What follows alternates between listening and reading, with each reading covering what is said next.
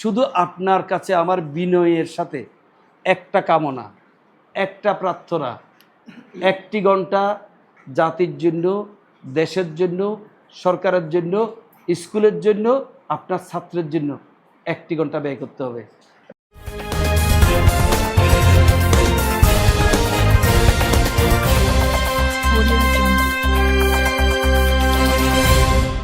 শিক্ষক সহায়িকাতে যান, কোন শ্রেণী নেব বলেন?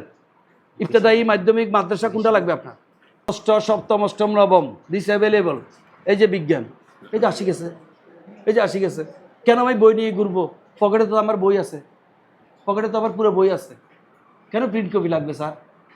আপনি এটা বলতে পারেন স্যার এই নির্দেশিকার প্রিন্ট কপি লাগবে কি না? ওইটাও লাগবে না স্যার, ওইটাও লাগবে না স্যার। কারণ রাত 11টায় লাগে, উনি ডাউনলোড করে নির্দেশিকাটা হোয়াটসঅ্যাপ গ্রুপে দিয়ে দেবে। শুধু আপনার কাছে আমার বিনয়ের সাথে একটা কামনা, একটা প্রার্থনা, 1টি ঘন্টা জাতির জন্য, দেশের জন্য, সরকারের জন্য, স্কুলের জন্য, আপনার ছাত্রের জন্য 1টি ঘন্টা ব্যয় করতে হবে। রাত 11টার পরে যখন দিবে 1 ঘন্টা ভালো করে একটু পড়ে নেবেন, শুয়ে শুয়ে হাজব্যান্ডের পাশে বসে, হাজব্যান্ডের পাশে শুবেন, হাজব্যান্ড একটু বলিয়েন আমার সাথে এখন কথা বলবো না 1 ঘন্টা, আমি দেশের কাজ করতেছি, তুমি ঘুমাও। আর আমরা যারা পুরুষরা আছি, আমাদের ওয়াইফকে বলে যে তুমি আমার সাথে টিকটিক কিছু করবো না, এখন আমি 1 ঘন্টা পড়তেছি, তুমি চুপ করে ঘুমাও, আমি 1 ঘন্টা পড়ে নিই। স্যার আমার কথাটা রসাত্মক করে বলছি আপনারা বোঝার জন্য। স্যার এই কথাটা কি বাস্তব কিনা, পারবেন কিনা? স্যার আসলে কি প্রিন্ট লাগে? স্যার প্রিন্ট কপি দিতে হবে। আপনি রাত্রে প্রিপারেশন নিয়ে ফেলছেন, কালকে পরীক্ষা কেমনে নিব? এটা সবার জন্য প্রযোজ্য, সবাই পড়ে নেবেন, সবাই শিখে ফেলবেন। কোনো কারণে অ্যাক্সিডেন্টাল মনে করেন আজকে এই স্যার কালকে সকালে হঠাৎ করে ডায়রিয়া আরম্ভ হইলো, উনি আসতে পারলো না, তাহলে এই মূল্যায়নটা আমি করবো না? তখন উনি তো দেবে স্যার আমি রাত্রে পড়ে রাখছি, সব পারি, কোনো সমস্যা নাই, আপনি আসিয়েন, আমি করে ফেলেন, আপনি শুধু ইনপুট দিই নাই। স্যার আই এম রং, আমি কি ভুল? যেহেতু উনি পড়ে ফেলেছেন, কোনো সমস্যা ক্রিয়েট করবে? সমস্যা নো ক্রিয়েট। স্যার এই পর্যন্ত যে উত্তরগুলো দিছি, এতে যদি কারো নেগেটিভিটি থাকে বলে নেবে, বলেন বলেন।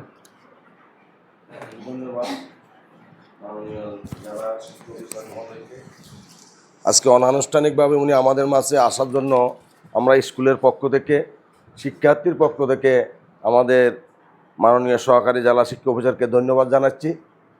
আজকে উনি আমাদের নতুন কারিকুলামের উপর অনেকগুলো কথা হয়েছে। আমি বলবো এটা একটা বিশ্বমানের শিক্ষা ব্যবস্থা। একসময় শিক্ষার্থীরা যে পরীক্ষার যে একটা ভীতি ছিল, সেই ভীতিটা আজকে দূর হয়ে গেছে। আজকে যখন আমি নবম শ্রেণীতে ক্লাস টিচার হিসেবে ক্লাস করতে গেলাম, শিক্ষার্থীকে জিজ্ঞাসা করলাম তোমরা গত 2টা পরীক্ষা দিয়েছো, তোমাদের কেমন লেগেছে? এরা খুব সহাস্যে বলল যে স্যার আমাদের খুব ভালো লেগেছে। আগে পরীক্ষা আসলে আমাদের একটা ভয় লাগতো। কি ভয়? যে সারা রাত আমাদেরকে মুখস্থ করতে হতো এবং পরীক্ষার হলে আসলে আমরা সেটা ভুলে যেতাম। কিন্তু এখন সেটা আর ভুলার কারণ নাই। আমরা যখন পরীক্ষার হলে আসি, আমরা সবাই আলাপ আলোচনা করে এটা লিখতে পারছি। আগে যে জ্ঞান নির্ভর যে পড়াটা ছিল, সে পড়া এখন আমাদের মধ্যে নাই। এটা হচ্ছে একটা ক্রিয়েটিভিটি। এটা শিক্ষার্থীরা যথেষ্ট আনন্দ পাচ্ছে। যদিও আমাদের অভিভাবকরা এটা শিখতে জানতে একটু সময় লাগবে, তারপর আমি বলবো এটা একটা বিশ্বমানের শিক্ষা ব্যবস্থা। আমরা শিক্ষকরা এই শিক্ষা ব্যবস্থাকে এগিয়ে নিতে হবে। তবে একটু আমার দুঃখ আছে একটাই, ওইখানে দেখা গেল কিছু শিক্ষার্থী কথা বলার সাথে সাথে বললো স্যার আমরা তো এখন বই পড়তে হবে না। কেন তোমরা বই পড়তে হবে না কেন? 10 তারিখের, আমি জানি না 10 তারিখের যে পরীক্ষা জীবন জীবিকা, আমি জানতাম না 10 তারিখের পরীক্ষা জীবন জীবিকা। কিন্তু আমার ছেলেরা বলল স্যার 10 তারিখ আমাদের জীবন জীবিকা পরীক্ষা। সেই প্রশ্নগুলা আমরা মোবাইলের মধ্যে এখন সব পেয়ে যাচ্ছি, আমরা মোবাইলের মতো উত্তর সহ পেয়ে যাচ্ছি। এখন আমরা তো আর বই পড়তে হচ্ছে না, মোবাইল পাচ্ছি। তো তোমরা মোবাইল, তখন জিজ্ঞেস করলাম মোবাইল কোথায় পাচ্ছ? মার আছে, বাবার আছে, ওইখান থেকে আমরা সব উত্তর সহ বের করে আমরা ওইখান থেকে শিখতেছি। আরেকজনে বললো স্যার আমি এটা ডাউনলোড করবো নিচ্ছি।